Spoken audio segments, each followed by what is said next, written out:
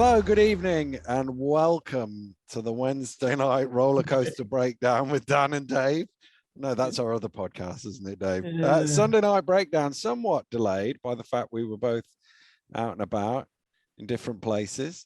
So let's crack on with it. We've got loads of games to get through, some of them from more than a week ago, so we might skim a couple of these. We go all the way back to Tuesday night, which was Orlando 87, Chessington 66. No, I'm still on the wrong podcast, aren't I? Bristol Flyers 87, Manchester Giants 66. No Armstrong still for the Giants. Bristol struggled to score earlier on. They were 18-9 down after 7 minutes. A Jacob 3 on the buzzer, and then Evans in the second quarter to start it with a 3. They got it going in the right direction, and actually once their offense got going, they just kept going in this game, Bristol. Yeah. Well, last Tuesday you say. Last Tuesday, yeah. This is a production which does rather benefit from immediacy. I think. It does, yeah. And this is something that we are decidedly without. Actually, I did watch this because I was preparing to go. I was preparing to do something I can't remember, but I did watch this, or some of it. Bristol are kind of made for this part of the season because there are so many games. They're such a grinded out team that that they don't have too many highs, too many lows. Manchester, you said it at the beginning, you summed up the game without Armstrong. Without Armstrong, they are probably not half the team. That would be a little bit disrespectful to the rest, but he is such a vital piece of their offense and he's built for Clark. His quickness is built for Clark's spacing. Without him, they become very different, and they don't really have any what you would call post-up scorers. Even Clark maybe, but he doesn't want to do that regularly. So then you're looking at their bigs like Artisan and they're not really throwing them the ball, which means they have to continue to create offense the same way, but without the guy who is best tooled to provide that offense, and his quickness. And I just thought they ran out of offense in this game, and Bristol, we've talked about Bristol's defense ad nauseum. They're a very, very solid defensive team. They have size, they have commitment to defense on the perimeter, and you've got to be able to create a shot. And ultimately, I didn't think Manchester could, without Armstrong. And it's not the first time. We've seen it in times when Armstrong sat in big games, where they've struggled to get offense.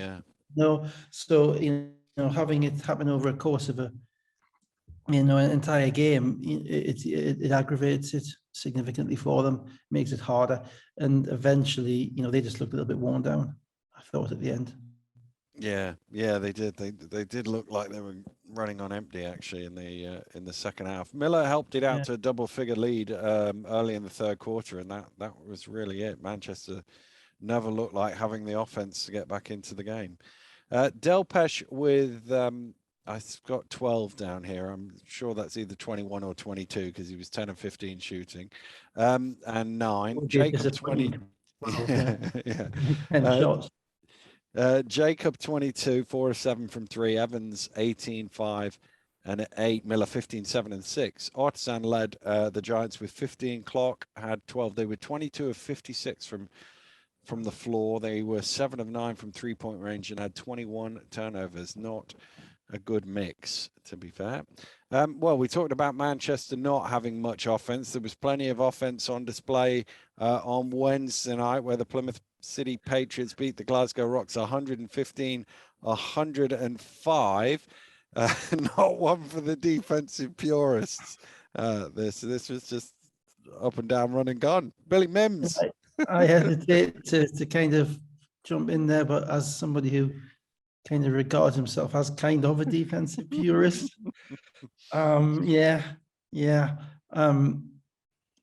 Plymouth's last home game before that, they played Leicester and they struggled to score 60. Right. In this game, Hassan got his 14 of 17 or whatever. They all got whatever they wanted. Glasgow travelled down the day before. They really should have been more ready for what Plymouth were throwing at them. The other thing was it was nothing out of the ordinary. They had a spell of 19 points in a row where it was Simmons hitting 2 threes. I think they were both in the corner. Hart hitting a 3. Graham Bell getting to the basket for 6 points. It wasn't anything funky. They don't do. Yeah. And it's kind of long journey towards the end of the season. But there's a reason why Leicester have lost 2 games and the reason why everybody else has lost 10. Mm-hmm. And the reason is that Leicester had that journey, albeit obviously a slightly shorter journey, down there the week before. And they came out and they took away the things that Plymouth wanted to do. And they didn't play particularly well offensively, but they still won by 20. You can't win games when it matters and win trophies in relation to games when it matters. So if you're not able to get stops, and when you get talking about getting stops, you have to take away the opposition's first option, then you have to take away the second option if you can. If you don't take away anybody, and if your screen and roll defense is basically to let Rashad Hassan catch the ball 8 feet from the basket with one guy or half a guy between him and the hoop, he's going to score. And Glasgow can score as well, and and they are comfortable offensively and they're comfortable going up and down. But it was kind of reminiscent of the Cheshire game in the trophy, whereby this time Glasgow scored a bit more, but they were never going to score enough. That stat keeps rising. The one that we had last year about giving up 95 points on the road, you just don't win. It's like probably something like 6 and 84 now. If you give up 95 points on the road, you're not going to win a game. Yeah, and that's what Glasgow have been on the road all season.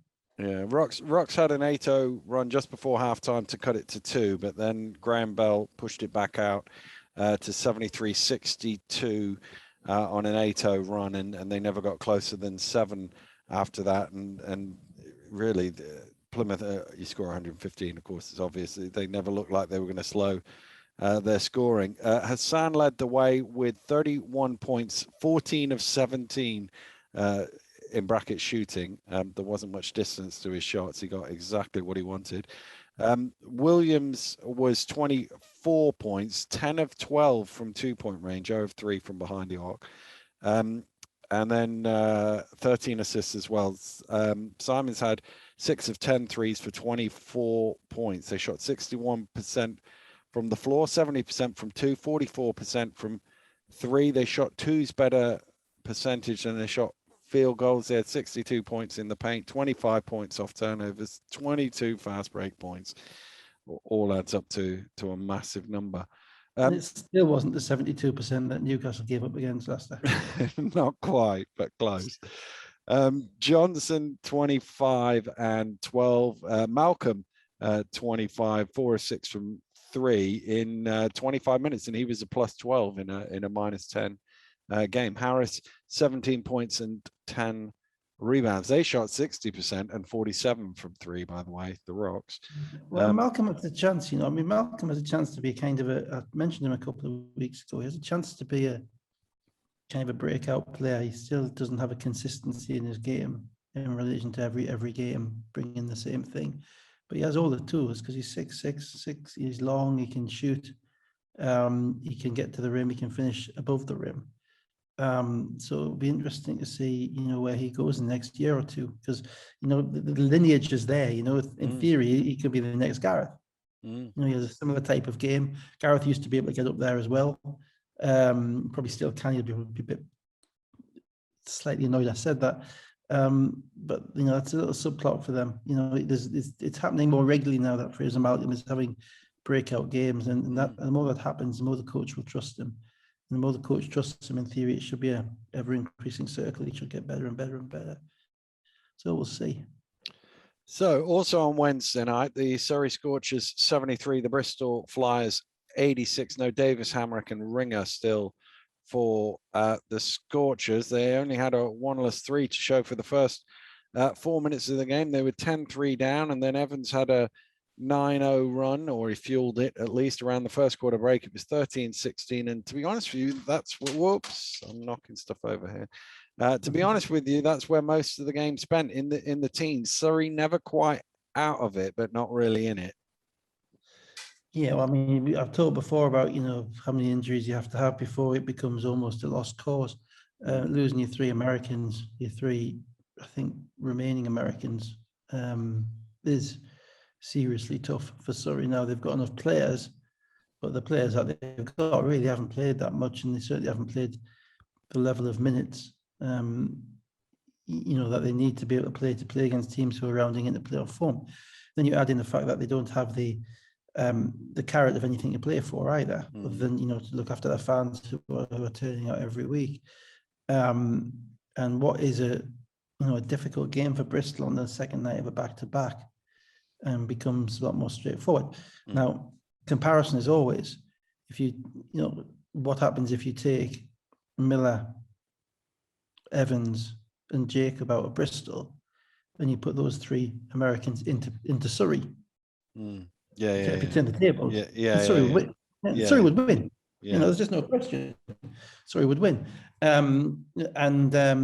because there are certain talent deficits and minutes deficits are too great to make up. And I watched a bit of this. I thought Surrey played hard. I thought they did what they could. I didn't think they had a shot at winning at any point. And given that Bristol were kind of obviously going to win, it kind of didn't really hold my attention, to be honest. No. Because these games are, and I apologize, I don't think we've mailed in any podcasts yet, but this, if there is going to be a mailed in podcast, this is going to be number one. Keep listening, folks. Keep listening. Keep listening, because at this point, guys, I don't really give a toss who wins, who finishes second, who finishes seventh. Because to be honest, the playoff system doesn't incentivize finishing second as opposed to finishing third to any real degree. Certainly doesn't incentivize it to the point of putting your players into kind of must-win situations. Certainly, there's a difference in motivation between the various teams in the competition by dint of where they are in the standings, and there is a difference in chemistry by dint of how many players they've had and how many teams they've been playing on over the course of the year. Bristol are actually back on the up. They're back on the up because Miller's back. And what that means is that the droughts that we talked about earlier on in the season are less excusable. They shouldn't be having them because now they've got an American, be it Jacob, I think, and recently, or Miller, to bring off the bench to kind of hold them together whilst their bench units and to get them some offense. So Bristol are on the way up. Manchester is kind of ticking over, waiting for the playoffs, keeping Armstrong ready for the playoffs. Surrey are just trying to get through the season. And that's what they are, and Creon has to keep coaching and they have to keep doing it, but ultimately it doesn't make for fantastic basketball. No, it doesn't. And this is the big thing about I'm getting into a soapbox issue here, but the amount of games that teams play in the last few weeks of the season is just inherently flawed. There has to be an answer to this, because one gets fed up every March and every April of saying the same thing. Bristol will play 2/3 of their games after the signing deadline. Will Bristol's guys go down for 3 weeks? That could be 9 games that they miss. That's a whole season. That's disproportionate to if 2 of their guys went down at Christmas when they played 1 game in 3 weeks. To be fair, it's the games that get moved is the issue. Yes, of course it is. The schedule at the beginning of the season is not like this, but they happily bounce things till later on. Well, they do, and I think that's probably what needs to be looked at in relation to how happily they bounce things, and at what point, the games are certain games. Maybe a rule should be enforced. Bristol had a COVID thing, didn't they? At one point, didn't they? Just before the wasn't it just before the trophy game that they won? I might be right. I might be right. It's unfortunate. I suppose the rule might be: look, if you're gonna bounce a game, you've got to play it within 56 days or something. The moment teams everybody just gets thrown off to the end of the year. I don't think it makes for a great product. I don't think it puts the league in its best light. But that, I also appreciate against that. It's extremely difficult to schedule in the BBL when venues are unavailable and taken away at certain times. I get that. But there are probably 18 home games that these teams have to play, give or take, anything between 16 and 20, within a basically 8-month period, 7-8 month period. So we should be better than than hanging on at the beginning of the year and stuffing everything at the end. What we did get out of this is a start. First back-to-back midweek win since. About midweek wins. God no! Oh, you tweeted this. Yeah. Wales beat us to win the league in 2010. Yeah, indeed. 56th of April 2011. It was. I think. Andy Thompson on the court taking Tigers. photographs with the trophy. Yeah, Tomo. So let's leave that in the past. Macklemore, indeed. Macklemore 17, Dangakodo 14, Thomas and Teo had 13 each. Evans 20 and 9, Delpesh 19 and 11, Jacob 12, 50 to 30 the points in the paint. Let's move to Friday night. Newcastle Eagles 77, Bristol Flyers yet again, third game in 4 days for them, 90. No Fletcher, no Sayers, essentially a six-man rotation going up against a team playing their third game in 4 days. Not a great deal in this early on, but I was worrying for the scout when I saw Shane Walker in the starting lineup getting open threes at the top early on. You were worrying for it. The defensive purist in me again. Firstly, I was surprised Fletcher didn't play. He had COVID, but he was out of COVID. They had 3 games lined up in 4 days. At the very least, he's experienced enough to be able to avoid a week of practice and still turn out and give them a few minutes. And instead, Pearson had to play 40. And he played on Sunday and he played on Monday. So, it didn't give me the impression that the Eagles considered it to be a must-win game. That he wasn't suited up at the very least to get out of him what they could. You made the point about Walker. I think it was the first one I remember watching. I think it was Peel went out with a hand up and didn't run off the line. And the second time they just ran a simple action at the top, a little screener, and Defoe and Peel didn't know whether they were switching. I think Peel thought Defoe was going to switch onto Walker, but Peel was still in front of Defoe. So really it was for Peel to get back to Walker, and he just threw the ball to him and he knocked it down. And I'm afraid at that point, you just think this is dysfunctional again. You can't, this is just, it's like learning the first letter of the alphabet. Shane Walker is playing, he gets a shot off one pass at the top of the key. That just cannot happen in any way, And I thought the Eagles played hard in this game. I thought they gave it what they could. I didn't think they had enough. I thought Bristol had the ability to score because I thought the Eagles defense, I'm afraid, wasn't consistent enough. And I've actually looked up a stat. Would you believe? I don't want to do what you go do. on then. But I think there's only twice since Christmas that Newcastle have given up less than 80 points in a game, and one of them they got beat by 20 at Sheffield, so that doesn't count. 73-53, and the second one they beat Surrey by 40, so that really doesn't count. So they just basically haven't been able to stop people scoring the ball.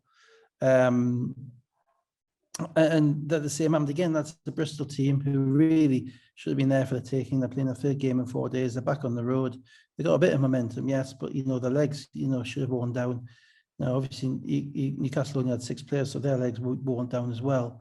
But the too many simple blown coverages, too many layups, and that got Bristol through. I thought Pearson played very well for Newcastle, doing a job that he's probably not suited to. And he's, come back into the team after his illness and given them something. But other than that, again, it was one of those games at home whereby you never thought that they were going to get back. Didn't see that the other run in them.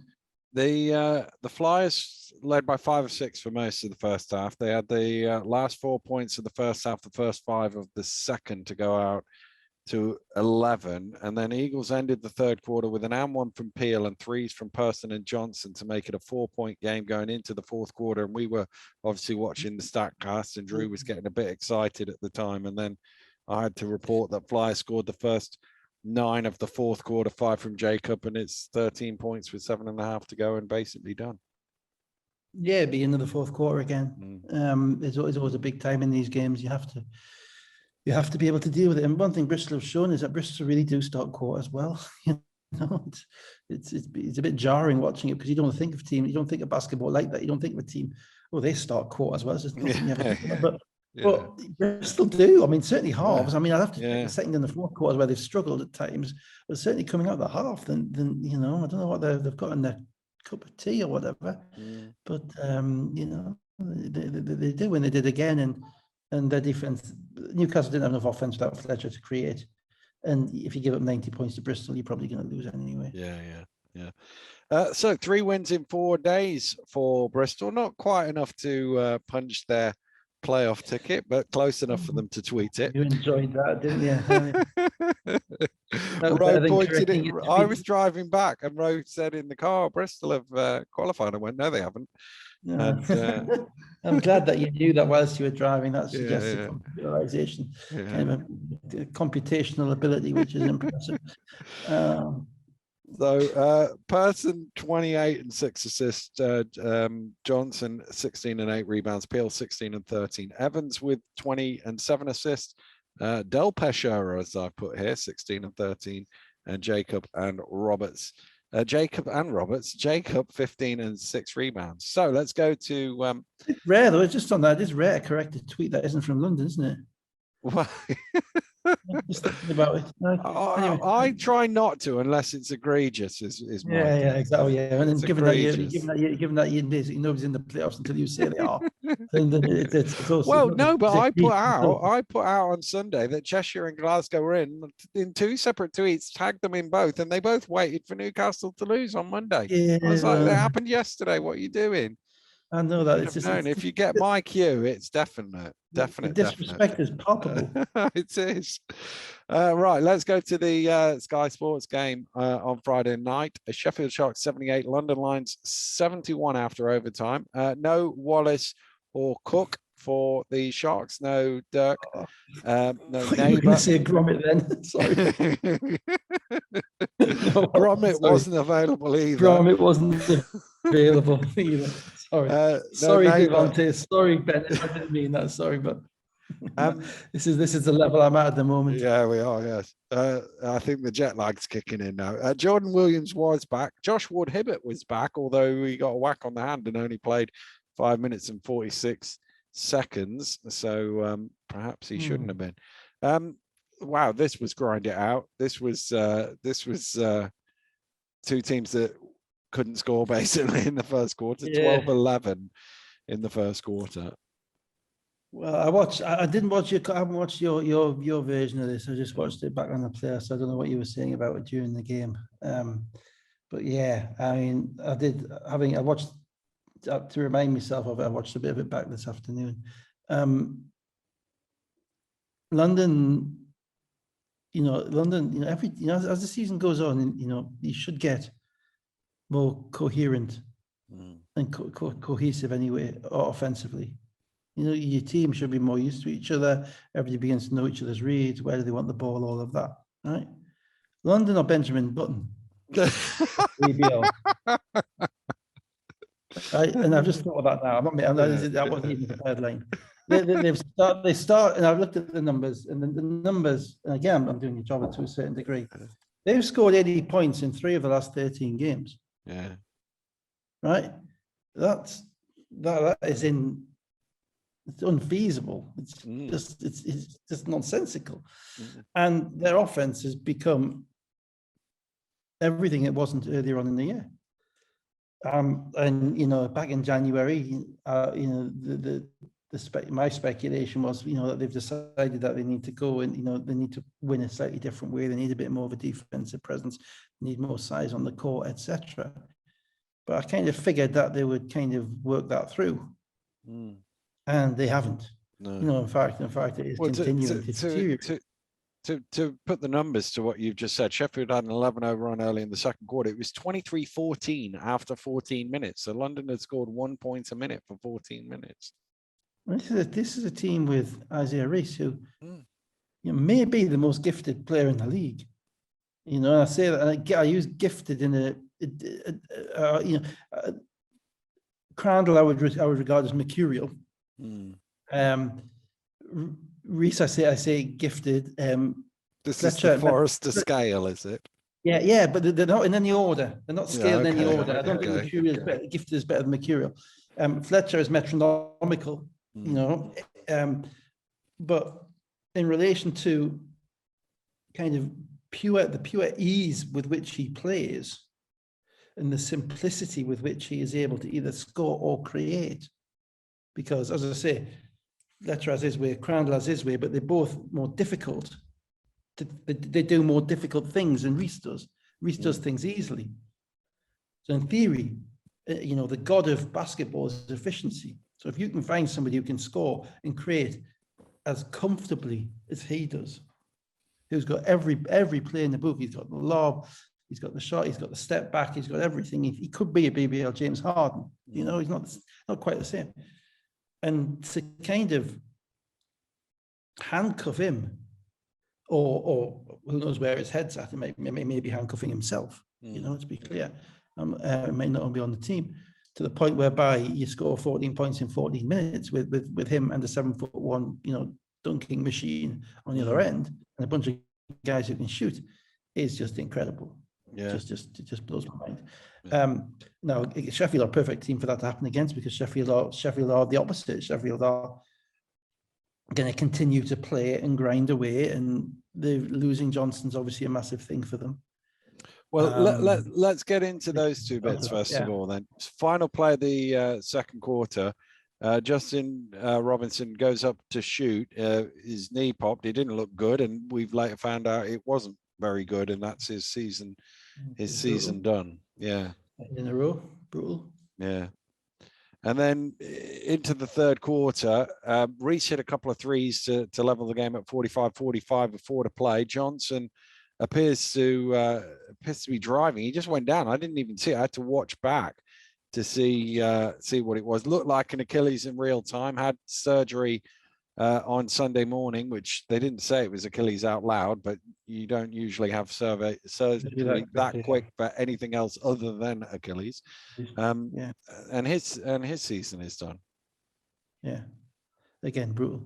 I've been there when I was on the sideline when Chapman did his Achilles at Sports Central, and it's just horrible because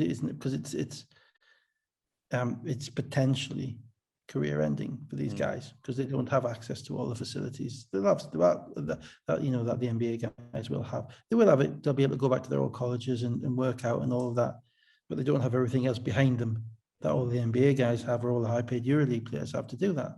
These guys are trying to build themselves careers, and it's just an incredibly dispiriting thing to be around when you know that you've got someone who's a good person, who's bought into what's gone on, and then it just happens.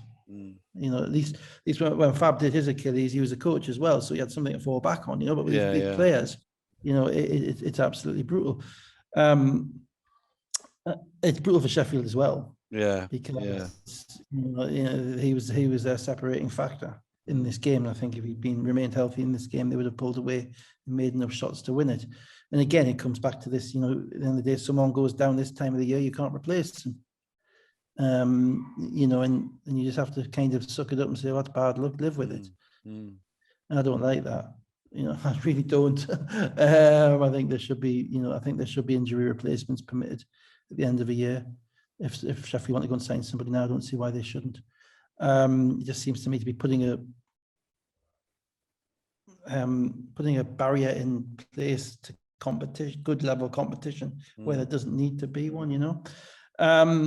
So and I thought I watched the last 5 minutes of the regular time in this game back this afternoon, and it was pretty difficult to watch because I think Retino made some plays. Retino's been very consistent throughout the year, underrated, underappreciated not probably around the league, but maybe by supporters around the league.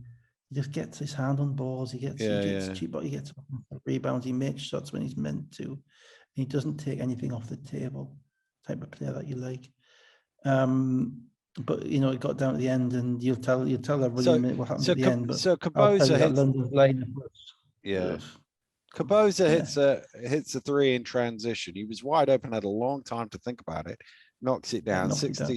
60-64, 3:15 to go. They both missed a couple of shots, and then Delpesh, they seem to go down to Delpesh quite a bit, both in the end of regulation and the end of and into overtime as well. He had a hook shot with 2 minutes to go to make it 62-61, and then London the other way. I didn't think they ran a very good offense, really. Reece sort of waved Williams away, trying to get a foul, and it was a bad shot and hit the side of the board, and they had a 24-second violation as a result of that.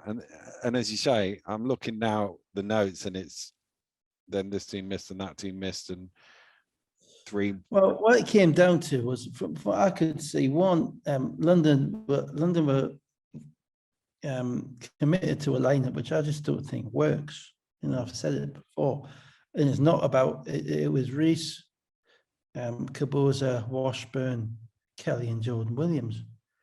Now, Reece is not interested in throwing the ball to anybody else with that lineup on the court. They're running stuff which has guys on the weak side like Washburn, who's not involved in the play because he can't go anywhere because he has to stay on the wing because Kelly and Williams are clogging up the middle. Neither Kelly nor Williams was really, they're not throwing the ball to Jordan Williams in the post.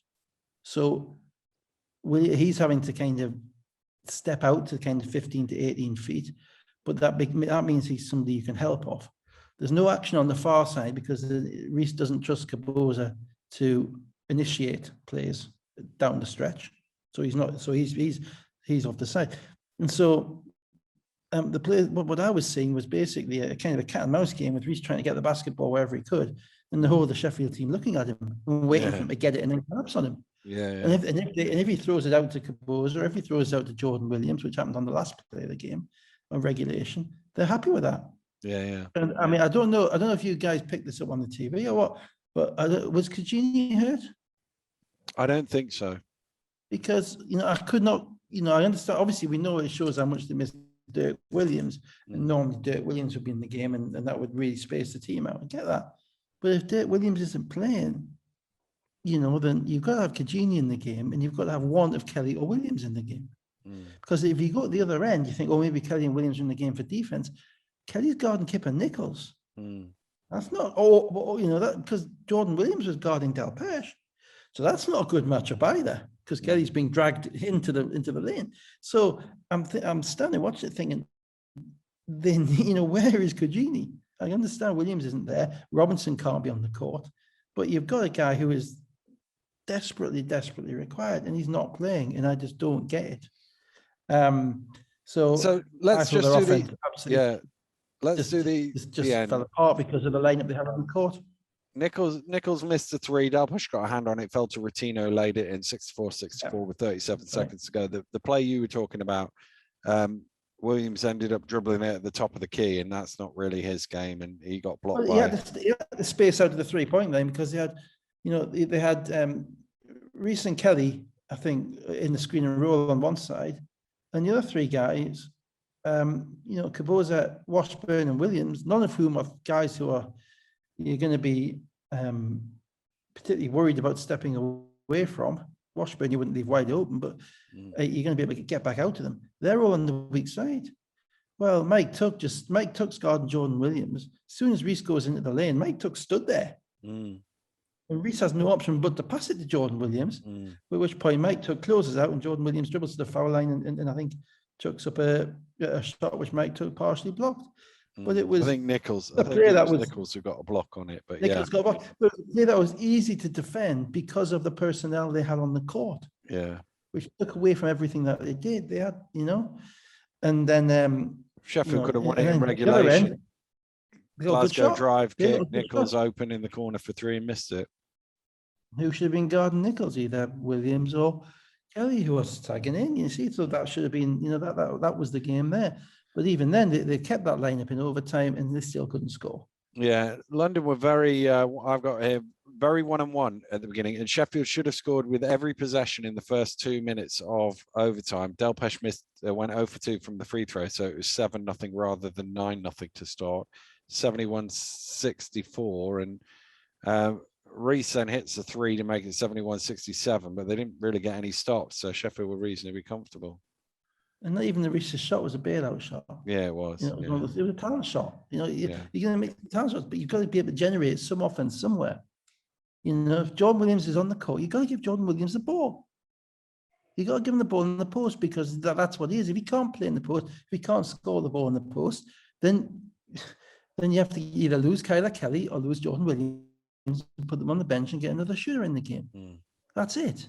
And you know, I'm watching it thinking, this is never going to work. You know, and that's an easy thing to say afterwards, but I'm watching it in real time thinking, where is their offense going? Sheffield are too smart.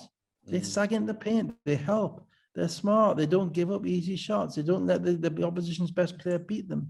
The opposite of what I was saying in that Plymouth Glasgow game. And it was just a mental disintegration from London, I'm afraid. It was a game they should have won. But Sheffield did win and took the head-to-head, so pole position for second place for them at that point, and still. Rotino with 15 points, 9 rebounds. Delpesh 13 and 14 rebounds, although 1 of 8 from the free throw line. Glasgow 12, 9 and 8. Johnson had 12 points, 5 of 8 in his 22 minutes and 36 seconds before that injury. Oh, also we never mentioned Joe Muzzolo, who was 5 of 5 for 12 points as well. Yeah, well, he's going to be a big part now, isn't he? He is. He's going to have to be. So he gets a chance now, play more minutes, see if he can deliver and contribute consistently. London were led by Rees with 22 points, although 8 of 29 shooting. He was 4 of 12 from 2-point range, 4 of 17 from 3-point range. And you know, my mate Alex likes a stat. He texted me and went, when was the last time somebody missed 20 field goals in a game? Any idea? I had to look it up. I didn't know. It's not a bad call, that. Any idea? I'll give you a clue. It was the same two teams playing. Sheffield and London. Yeah. But it was 13 years ago. Right. So 2009. So I'm thinking that maybe Mike Cook time. Mike Cook, yes. Shooter. Mike Cook shot 12 of 35 in 2009. And then the second part of the question was, when was the last time somebody missed 13 3-point shots? And there are 3 players who have, since 2008, I've got it, there are 3 players who missed 14 in a game, so 1 more than that. Can you name the 3 players? One of them is a gimme. He missed 14 threes in a game. Missed 14 threes in a game, yeah. One of them's an absolute. 2 of them are a gimme if you can remember the other guy. One of them should be automatic. You should have got it by now. Yeah. Come on, who had so little conscience that they would keep shooting after missing the 13th 3-pointer? Yorick, of course it was Yorick. Yes, Yorick. 2009-10. Yes. Can you any guesses on the other 2?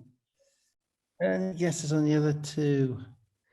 13. How recently? One of them was 2013-14, and I think he only played the 1 year. Maybe he played 2, but he was a volume 3-point shooter. When I saw his name, Wes Miller. No. When I saw his name, I went, "Oh yeah, of course," but I wouldn't have thought of it off the top of my head. No, I remember Wes Miller had a year at London Capital where he shot every shot. Yeah. No. Dominic Coleman from Cheshire. Yeah. And then the other one, team, didn't he? Yeah. The other one, which I would never have thought of, was James Jones in 2010-11. James had a habit of getting the shots up, mind. All right. Yeah. That's amazing. That was amazing. Must have been. He had the green light on that team. He had the green light. I'm happy I got Mike. Oh, that's good. So Cabo's had 12, Williams had 11, 6 and 5 just to round that game off. Thanks, Alex, for passing a minute or 2 there with his questions. Let's go to Sunday. He loves a shout out. Surrey Scorchers 81, Newcastle Eagles 104. No Davis, no Hamrick, no Ringer. Fletcher was back. You talked about it. This victory brought to an end a 7-game losing streak for the Eagles, which was their worst since 1999. February 2000. They lost 10 in a row. Yeah, Not more that than was a tough team to- not more than a shot in it for the first 13 minutes, and then Eagles scored 11 in a row to go 30-38 on their way to an 8-point lead at halftime. Yeah, with Fletcher in the game, even just playing 5 minutes here, 5 minutes there, their offense was a lot smoother. Surrey didn't quite have enough scoring to stay up because they're missing their primary scorers. Still scored 81, but Newcastle haven't really had much of an issue offensively when they've had their full complement of players. They've been able to score the ball, and I kind of lost interest in this in the third quarter. I thought that it was pretty much a done deal. Well, Dangakoto and Raftopoulos hit threes in the first 30 seconds of the third quarter to make it a 2-point game, and then Eagles scored the next 14 points. Person had 8 of them, and it was 48-64, and that was basically all I wrote down as well. Dangakoto with 18 and 6 assists. Teo had 16. They had 6 guys scored 10 or more. Gordon led the Eagles nearly a triple-double, 27, 9, and 8 assists, 11 of 18 shooting. Person was 8 of 11 for 22. Johnson off the bench, 20 points for them. Fletcher had 9 points and 10 assists in 21 minutes. Yeah, they've restarted this lineup with the 3 big guys, with Gordon playing the 3 and Peter at the 4 and Darius at the 5. And I think that's to give him a bit more defensive kind of clout on the perimeter. And it showed signs of effectiveness, I thought, at times. Certainly Gordon did what he's meant to do against a team without 3 of its Americans, and he dominated the game athletically throughout. So let's go to Sheffield Sharks 76, Glasgow Rocks 77. We mentioned that Johnson had surgery on the morning of that game. Wallace and Cook were both back. Boban was back for the Rocks. Rocks jumped out to a 10-2 start. Sheffield got it back to 14-15 after 7 minutes, and that was kind of the story of the game. Rocks would pull away, Sharks would get back into it, but Rocks were always in front in this game. Yeah, Glasgow, they've got something going.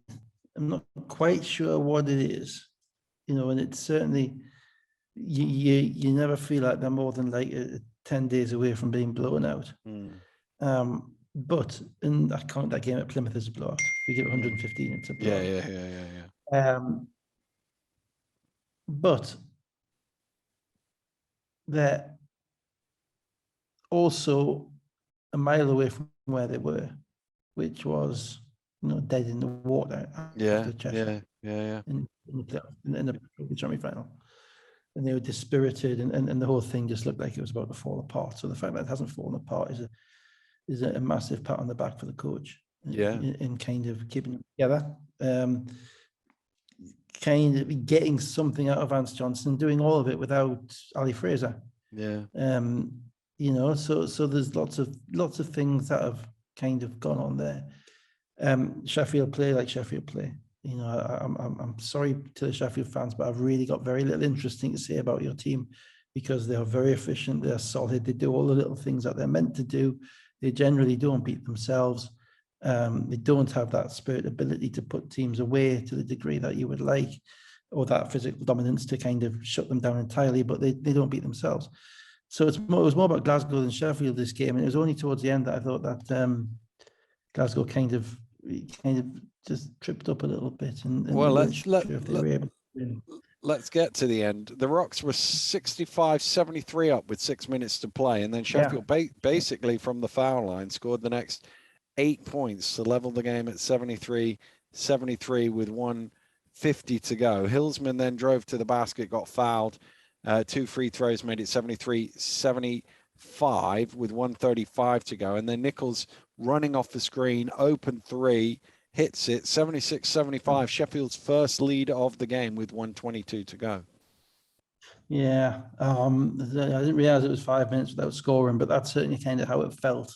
Watching it, the basket got a little bit smaller with a lid on, for Glasgow, and that's kind of what Sheffield do to you. They get you into that, and and then they make enough plays to beat you. And Nichols stepping up. It felt when Nichols made that shot, it felt like this is the direction of this game where it's going to go. And they had the chances because Glasgow still couldn't score. Yeah. But Sheffield themselves didn't have that Johnson to step up and knock the shot down because he was Jordan Johnson got into the paint, had a little sort of fall away off the back iron. Yeah. Delpesh then got called for a hip check on Hillsman, trying to set a screen to free up Rotino. They called a timeout, Glasgow, and didn't advance the ball. I thought they played good defense on Harris, which then meant he had to kick it back to Johnson driving down the lane. It was another offensive foul, charging foul with 31 seconds to go. Yeah, I watched it back. I couldn't see much wrong with that call. Delpesh kind of got there just in time, and he rolled him over. And then there was the ever difficult decision: do we foul? Do we not foul? Yeah, it's interesting because it's a 7-second differential, and you're only it's a 1 point game, and it's sort of like, well, actually, if we play defense and get the stop, we will we'll have enough time to go down the other end and win. And they did play defense, and Harris blocked Glasgow.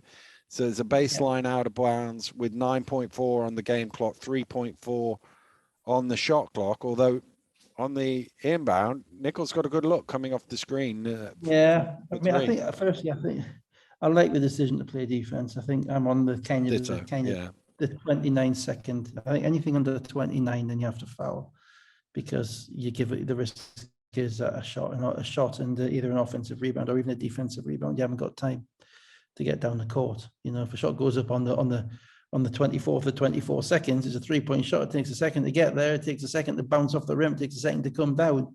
Game is over. So 29 is my cutoff point. But I think 30, 31, you've got to do that. You've got to play D, because the reality is players generally shoot a little bit early anyway.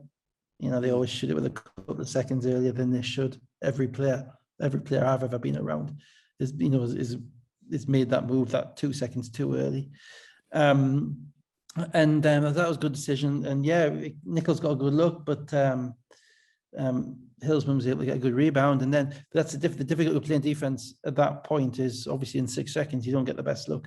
Yeah. You don't get the ball in the hands of the person that you wanted it in the hands of. So they got the ball in the hands of Hillsman, and he probably did what he was best advised to do, which was just to put his head down and try and make something happen at the rim. And he got his shot blocked by Rotino. And this is the full disclosure now, but I'm blaming Rowe for it all. We're sat at Morningside Arena. Our game had finished a couple of minutes before this one, so we turned it on as we do, and we were watching.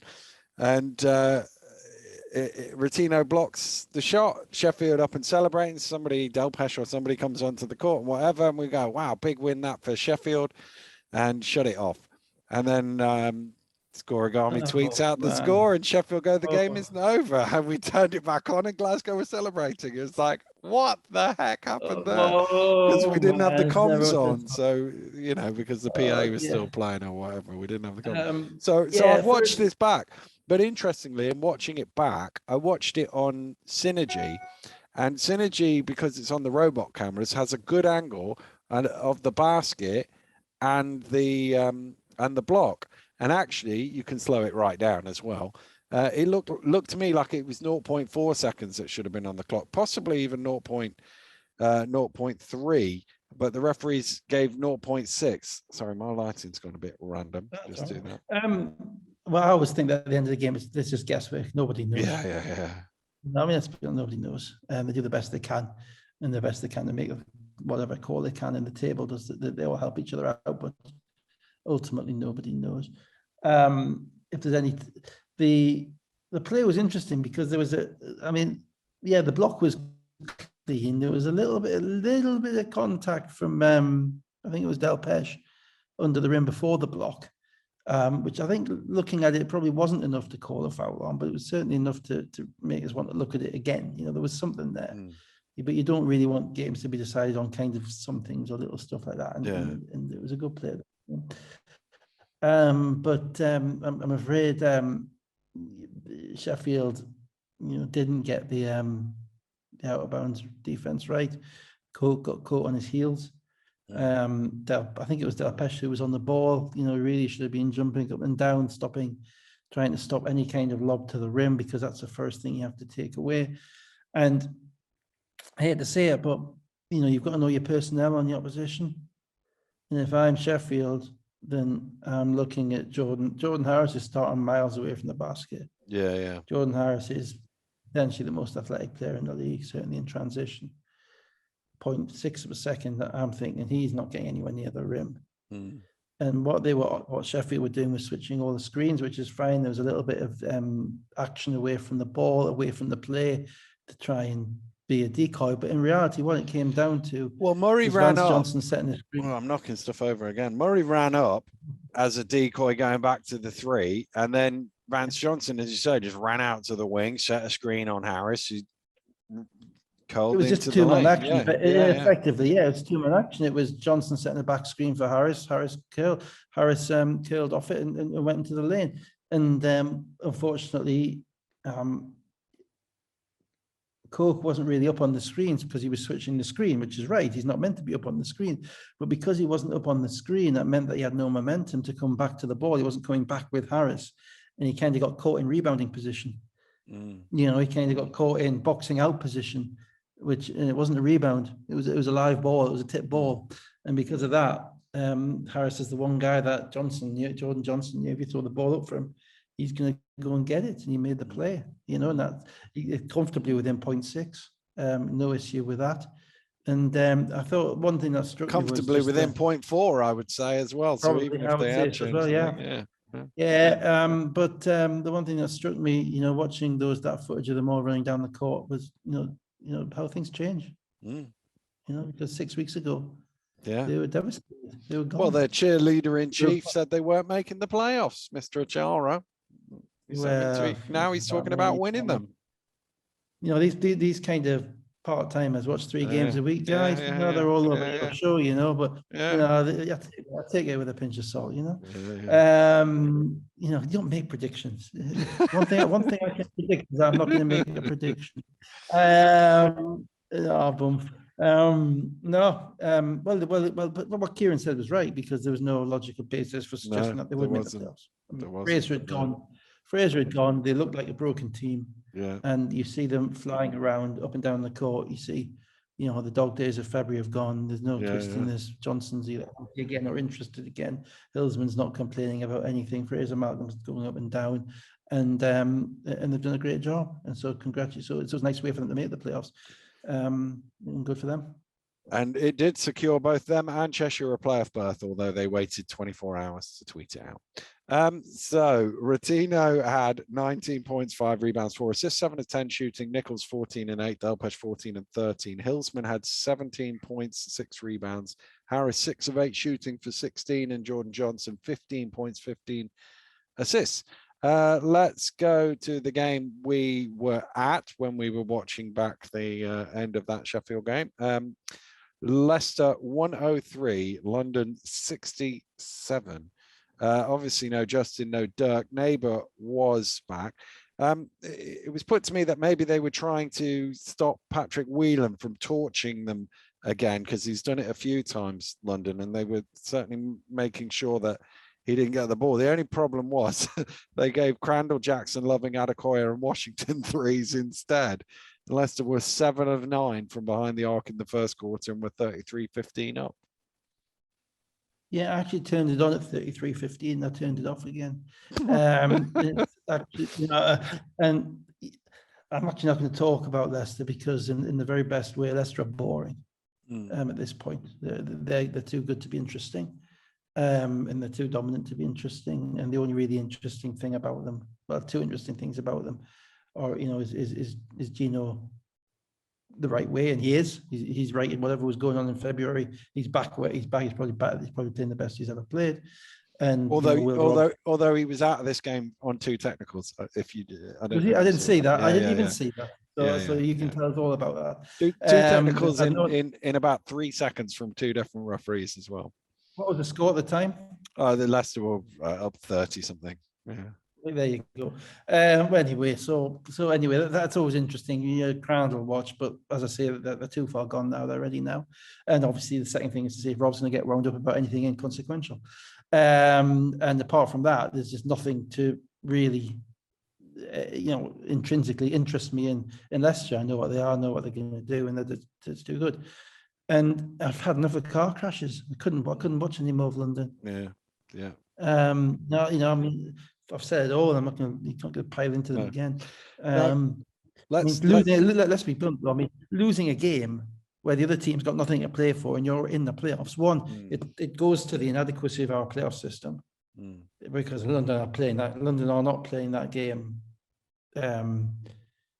If they think maybe they are, but there has to be more on it than there is. The difference, London are looking at it and thinking the difference between us finishing 4th and 6th isn't that great. Yeah.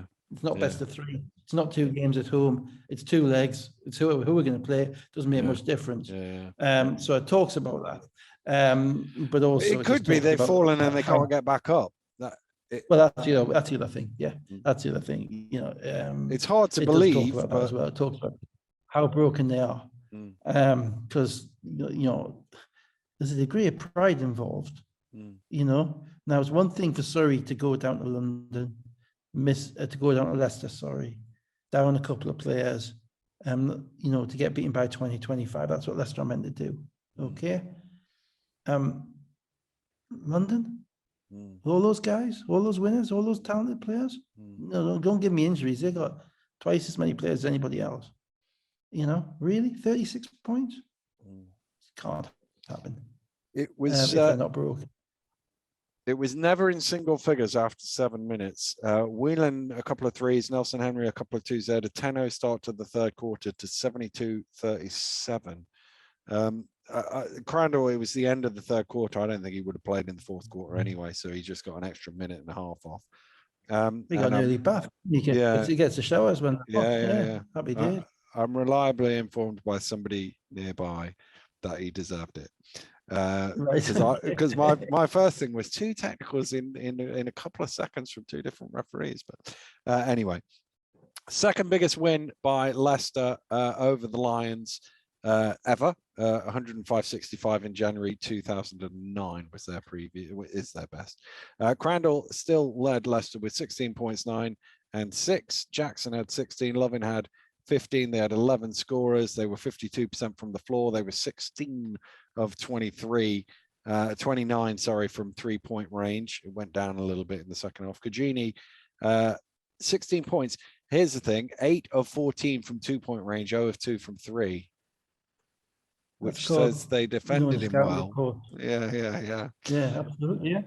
16 points on 14 shots. On 8. Reece, 13, 1 of 6 from 3-point range. London were 36% from the floor and 7 of 33 from 3. So unusually for us, we're going to move on to Monday night now, afternoon, whatever time of day it was. 11 o'clock in the morning for me. Well, it wasn't too bad. It could have been worse. Bristol Flyers 84, Newcastle Eagles 81. I was obviously watching this in various queue lines. I assume you might have been as well. I was waiting to get in a plane, but never mind. Oh, were you in the airport at that point? So, so the Flyers on queue in the airport. I thought watching this, they had a shot early on at pulling away, and they didn't take it. And Newcastle sort of hung around, and then finished the half really well. The Eagles 11-2 to lead by 5 at halftime. I thought, again, Newcastle started with a big lineup. I thought Fletcher was really energized for this game, really up for it. I think he had like 9 points and 6 assists in the first quarter. And they were able to get kind of good shots, but again, even then, it was still, you didn't ever get the impression that they would be able to string together consecutive stops. And there is a difference with Bristol, having that extra guy. It's a massive difference. They played 4 months without the third guard, and that's what Miller is. And it just gives them so much more creativity. Newcastle also, having not taken advantage on Friday night of Bristol playing 3 games in 4 days, Bristol now had the advantage of Newcastle playing 3 games in 4 days, including the game in Surrey the day before. And so you saw it, I think, in person Pearson's legs. Pearson struggled in this game with his shot. And to win, I think they needed to score. They need to score 90 to win. And they didn't quite get there, primarily because they didn't get anything much out of Pearson or Williams. But what the game came down to, and again, let's just fast forward, what it came down to was the last 2 minutes and who could get a stop. Yeah, who indeed. could get a hustle play. So there was almost nothing in the second half. Bristol led by 3, Newcastle led by 4. It always looked like it was coming down to the last few plays. Miller with a 3 with 3:40 to go made it 76-75 to the Flyers. Teams traded field goals. A minute to go. It's 80-79. Newcastle almost turned the ball over. They managed to, I think it was Peel managed to pick it back up, and Fletcher makes a play on the shot clock buzzer to put them up 1. Yeah, I thought in the last 2 minutes, Bristol picked up their defense a little bit more than Newcastle were able to, and that was a kind of a broken play, which Fletcher just made a play going to his left and getting to the rim. But it wasn't something that came particularly comfortable. And then it came down to what Newcastle's season's come down to, which is, can we get stops? I thought Jacob caught them off guard. Actually, I thought he went a little quicker than they were expecting to go. What happened was, you say that, but it was they ran a little diamond pop out play for Jacob, and Johnson shot the gap. So Johnson didn't stay in front of him, which meant that Jacob, instead of having a guy in front, when I say shot the gap, where the pass was, he anticipated, I think, Jacob popping out. So when Jacob received the pass, he turned, squares up, there's nobody there, because Johnson's actually closer to where the ball had come from. And of course, Jacob's left-handed, which means that he's dribbling on the far side anyway. So he had the open lane. He had to commit a foul to keep him out. So I thought it was just a little bit I thought it was a lack of defense. You've got to stay chest to chest in that situation. So 21 seconds to go. He made the first, misses the second, and Simmons beats Peel to the rebound and scores, makes it 81-83 with 19 seconds to play.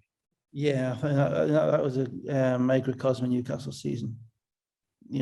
I don't think it was a foul. I mean, you didn't quite see what happened. You couldn't see on the camera. I thought it was one of them where once he saw Simmons get the ball, he sort of went down like that in the hope that the ref might think it was a foul, but it wasn't. He certainly did do that. The question was, what was there beforehand? And we couldn't see on the video, but you didn't see anything which was indicative of any illegal contact. Simmons is 6'10", Peel 6'8". Peel has to do a better job. He has to box him out. And more interestingly, he's on that side to box him out. Gordon's on the other side. So if Gordon's probably a stronger rebounder than Peel. I don't know. Peel's a long-armed rebounder. Gordon's a strength rebounder. So you'd probably want Gordon actually blocking out Simmons as opposed to the other side. But if Peel's going to be on that side, then Peel's got to get that rebound. And they're winning players. Now, whether he was fouled or not, you can't rely on the whistle at that point of the game. No. I don't think he was. But you can't rely on it anyway. Who wants it most? Timeout, 19 seconds left, advance the ball. Obviously, by doing that, you're guaranteeing the other team will get possession back. Thoughts? Yeah, I'm assuming it was, I hadn't really picked that up, actually. I'm assuming it was to run a play. Are you sure about that? Because did they not was the shot not blocked on the buzzer? No, it wasn't. No, it was before that. No, it wasn't. No. I'm watching on my phone. Okay. Yeah, same. So I'm sat there just outside the Cobra because the kids were going on the Cobra, and I don't really like that. Gets into the back, so I was like, I'll just watch fourth quarter here under the tree with my wife. She obviously wasn't watching. No.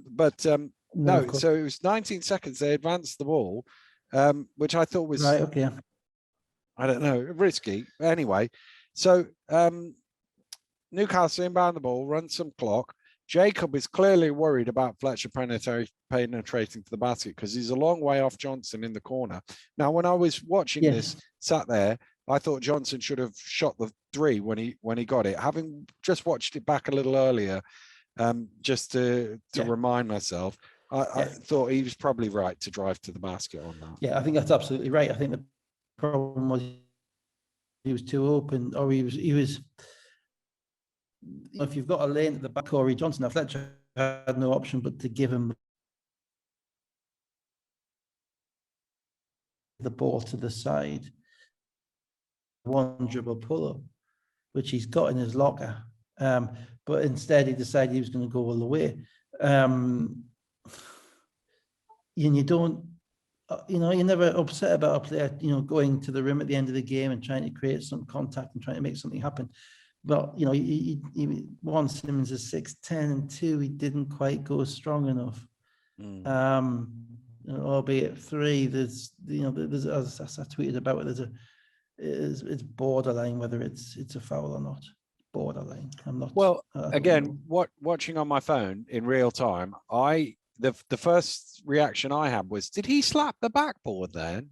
It didn't look, but I've watched it back and it didn't look like it looked like he probably slapped the board afterwards, but it was one of those sort of weird ones. I think he slapped the ball onto the board. Yeah. So the ball comes down onto the floor, and there's still by the time somebody picks it up, 5 seconds to go in the game, and everybody seemed to stop for a second, and then Peel went, oh, we need to foul here. So Peel went up and grabbed, who was it that he fouled? Evans round the waist for a foul. The referees, two referees, one on the baseline, one on the near side, both looking at it. Neither of them blows the whistle. The horn expires. Bristol started celebrating, and they were going, well, hang on. Peel's like, I've got my arms around his waist. So they had a chat about it, and they gave a foul and put 1.8 seconds back onto the clock. Yeah, it wasn't the cleanest refereeing at the end of the game. Let's be blunt. I mean, I mentioned on Twitter, baseline ref actually had his fist in the air for a foul on the play on Johnson. Yeah. And didn't blow his whistle. Now, that's not good because it doesn't impact whether it's a foul or not. And sometimes referees do have this hair trigger thing whereby they do that and they think twice about it, and there's nothing necessarily wrong with that. But what it means is that the referee has seen some contact, which he has thought, actually, that's a foul. Now, the contact that referee seen won't have been on the ball. It'll have been down low.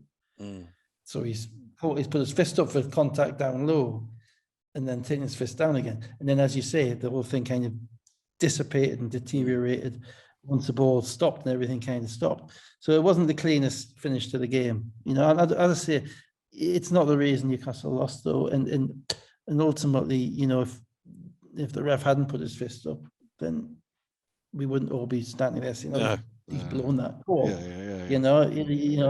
But it's just, that type of thing always seems to happen to you on the road. It never happens to you at home. You know what I mean? It's one of the things that kind of fuels conspiracy theories amongst players. So yeah, but what it comes down to is, look, Johnson didn't stay in front of Jacob. Peel couldn't rebound a foul shot. And ultimately, Johnson went to the rim but didn't go hard enough. Didn't make a play that he could make. So that's three plays which are, effort plays or decision plays or whatever you want to call them, winning plays, which Newcastle didn't make. Bristol made them. Bristol win the game. There you go. Evans obviously went to the line for 2 free throws. Missed the first, made the second. Fletcher heaved from 3/4 court. Didn't go. 81-84. Yeah. And of course, Newcastle didn't have a timeout. No. So, they'd blown the last timeout too early because they had 2 seconds left. And you can get a 3-point shot off in 2 seconds, but they couldn't. Fletcher had to throw it from 3/4 of the way. Always a lesson about your timeouts. You always try and keep one in your pocket. Evans with 19 points, 10 assists. Delpesh 14 and 11. Jacobs 16 off the bench. They shot 35% from field goal and 8 of 26 from 3. Gordon 25, 5 and 5. Fletcher 21 and 14, 8 of 12 shooting. Newcastle shot the ball better, 43%, 40% from 3. And the Flyers have now qualified. Right. Being as, not giving the game away, but being as London versus Surrey is just tipping off right now, and obviously we're desperate to go and watch this important game. Let's quickly. My eyes are hurting thinking about watching that game. You know that, don't you? Yeah, I do. Let's Literally quickly. hurting. let's quickly do last night's game. And I took the family from Chessington to Stockley Park because I was doing Stockley Park Travel Lodge because I was doing the Euro Cup game. So I've seen clips of this, but I haven't. Did they have 12-inch plates? You know what? The food was pretty. They had dinner there. They said the food was really good. So I recommend Stockley Park Travel Lodge if ever you are working at IMG. Or Marks and Spencer's or any of the finest establishments that are on Stockley Park. Did I say the score? 86-101. The Leicester Riders beat the Leicester Riders, according to my piece of paper, but it was the Glasgow Rocks. I mean, this is Leicester being Leicester, isn't it? 9 of the first 12, close until the second quarter. Then they had 7-0 and a 6-0, and they're 28-39 ahead in the middle of the quarter, and then they get 18 points later on when Mo Walker scores 10 in a row and hits a 3, and they're out to a 27-point lead. And this is, we've seen this. Yeah, I mean, it was, yeah, seen the movie before. It's not the first unit, it's the second unit. If it's not the second unit, it's the third unit. And the third unit is generally the first unit coming back. And if Mo Walker's getting 17 points in 14 minutes, you're not going to win, you know? It's going to take a hell of a team to beat them.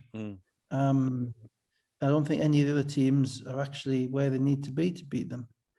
And in fact, over the course of the season is a history of teams being sabotaged or sabotaging themselves against putting themselves in a position to properly challenge Leicester. You know, what I mean by that is, you know, Manchester losing McKnight when they were looking like, you know, over Christmas when they were looking like they were really moving. You look at what's happened with London that we've talked about. Sheffield and Cheshire started so badly that they were only ever going to reach a certain level, even though they've made significant improvements to their team. You know, the die was cast with both of those teams, I think, in relation to the league in December. Plymouth, obviously, we've talked about as you know, because they started so slowly because they didn't have the imports. Newcastle's seasons never got started. Glasgow have been, you know, through the mire and had to change imports multiple times. And then you're left with Surrey and Bristol, who played, you know, 4 months without one of the main guys. So all these teams, nobody's ever put together anything sustained, which is close to challenging them. And I'm at the point now where I think it just might be too late. I think Leicester have got too much self-belief. They're too grooved in what they do. You know, the only thing I really looked at in this game was their minutes spread, and you know, no one played more than like 25, and you know, and the bench guys are playing as much as the starters, and they're still winning comfortably. You know, and you don't know who to beat this Leicester team. You're gonna have to stop them.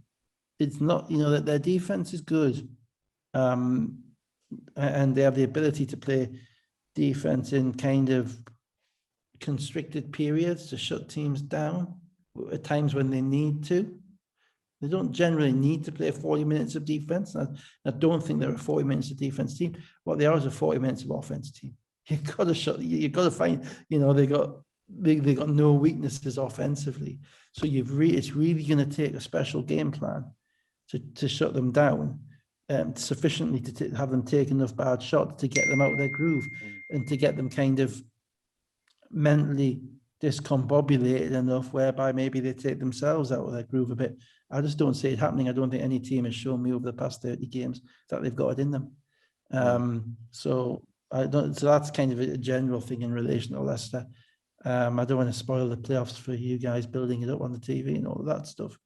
But that's the storyline, isn't it? Going into the playoffs, the storyline, yeah, that's the reality. Is, you know what? I don't think anyone's going to beat them with 2 legs, maybe a final, but yeah, that's my thing. Is I think know, you've got a better chance on a one-off game than over 80. But you know, that comes down to, you know, talent, and they've got more cohesive talent than anybody else, other than probably, you know. And then that's when you look at London. Well, they've blown it. You look at Manchester. Well, Leicester's already beaten them, so they already know. And outside of everybody else, Sheffield are down Johnson. You know, Cheshire are down to 6.5 players. Glasgow can't stop anybody. Newcastle, if they were to squeeze in, can't stop anybody. Plymouth, if they get in, they're going to finish 8th, so they've got to beat them. They're going to have to beat. Most likely, they're going to finish 8th, so they're going to get Leicester in the first round. Can they beat them twice? Judging on the way that that Leicester handled them down in Plymouth 2 weeks ago or not. Mm. You know, so that's a test. But no, I didn't watch much of this game at all. I looked at the stats, I'm afraid, and Yeah. it'll be interesting to see what Leicester do on Friday night. They've got to play Plymouth. Obviously, if Plymouth win that game, then Newcastle are out, which means that Leicester could end up. I think if Plymouth then beat Newcastle, Leicester could then end up with somebody that could end up with any of them, couldn't they? At that point, could be anybody from engineer. Could be anybody. Yeah, so you know, if Leicester want to control their own destiny, then they want to win. And obviously, I know they've got a big record of beating Plymouth, which they'll not want to give up. But you know, they did play Tuesday night in Glasgow, but then again, they didn't really play many minutes, did they? No. So I think if I was them, I'd probably want to just keep taking over. Yeah. Yeah, I mean, I don't know, but I mean, they don't have to play some of those guys, but you know, if they're all healthy and they're playing them so well, they are as they are at the moment, you probably want to send a message out to Plymouth as well. Yeah. Harris had 19, 9 of 13 shooting. Jordan Johnson 14, 4 of 13 shooting. Vance Johnson 13, 6 of 8 shooting. Walker 17, 6 of 9, as you say, in 14 minutes. Mackenzie 15, 5 of 6 and 6 assists. So that's 2 guys off the bench, the top scorers. Whelan 15, they had 11 scorers once again, and that ended Glasgow's chances of finishing in the top 4. They could get in a 3-way tie, but in order to do that, Bristol and they would top a 3-way tie with London and Bristol, but Cheshire would win 2 games and go past all of them, so that doesn't work either. So that will. I don't care. I'm talking to myself here, aren't I? That will wrap this up for the elongated game. And full disclosure, me and Dave have missed the opening 7 minutes of London against Surrey. We're now going to race off and watch that, and that will be the top of the show on Sunday night, and I'm sure it'll be the game of the week. Yeah. Well, so one more week of the one more weekend indeed of the regular season rubbish, after tonight's game, and then we get down to the playoffs. But neither Dave or I are going to any theme parks at all for the rest of this week, so we'll be back to normal on Sunday night with a bit of luck and a lot of games. Can't wait. So I normally say have a good week, everybody, but there's not much of it left. But enjoy the rest of it, and Dave and I will be back on Sunday. Goodbye. Thanks, guys.